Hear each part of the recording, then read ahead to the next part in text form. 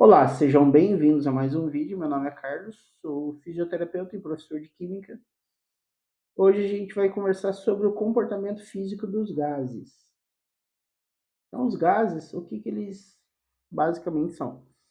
É uma substância do estado gasoso, são moléculas, elas são dotadas de movimento de agitação, tá? Então, imagina o seguinte, uma mesa de bilhar. Você joga uma bola, ela vai rolando, ora ela bate em outra bola, ora ela bate na quina da mesa de bilhar e ela volta. Ela tem esse movimento. Esse comportamento é um comportamento parecido com a molécula de gás, porém ela se agita e ela colide constantemente uma com a outra ou ela com a parede do recipiente que a contém. Então, a colisão ela acontece com o recipiente, tá? Essa colisão que ela acontece com o recipiente é um dos motivos que a gente observa o enchimento do pneu.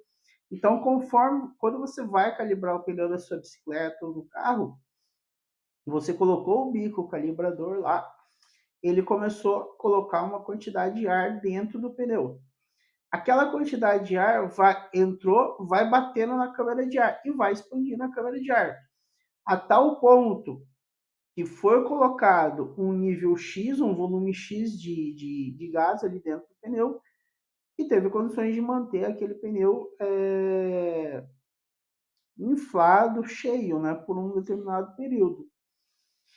E essa colisão da molécula de gás com a parede do recipiente é o que dá a unidade de pressão, dá a dimensão de pressão. Então, a pressão é a colisão das moléculas de gás contra a parede do recipiente.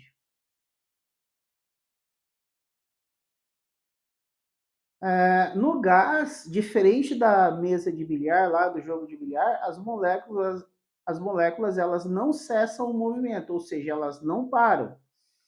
Existe uma questão ali que elas vão diminuindo aquele movimento, mas ele sempre está ali.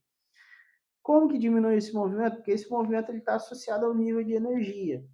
Então, por exemplo, você está andando com a sua bicicleta, quando você fica meses sem andar de bicicleta, o pneu começa a murchar, mas não porque o ar saiu dali, mas é que você não promoveu um nível X de agitação para gerar energia nessas moléculas. Então, por conta disso, o pneu vai murchando. Outro fator que você consegue manter um nível de agitação elevado é aplicando temperatura no gás.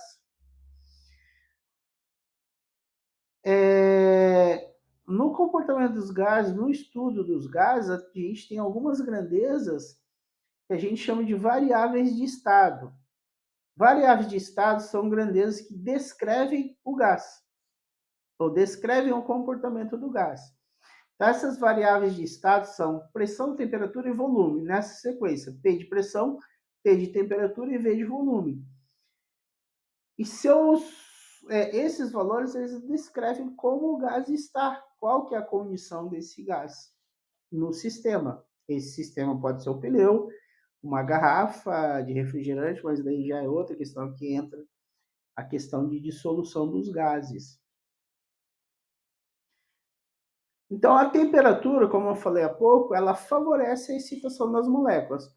Quanto maior a temperatura daquele sistema, mais a molécula está agitada, mais ela se choca com a parede do recipiente. O volume ele é equivalente ao recipiente que contém o gás.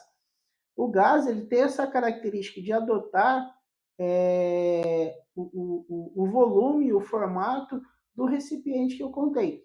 Óbvio que você não vai querer inflar um pneu num valor superior que ele comporta. Ou se você precisa encher um recipiente, você vai ter aquela dimensão daquele recipiente. Um recipiente de 1 litro, com gás, ele vai ter 1 litro.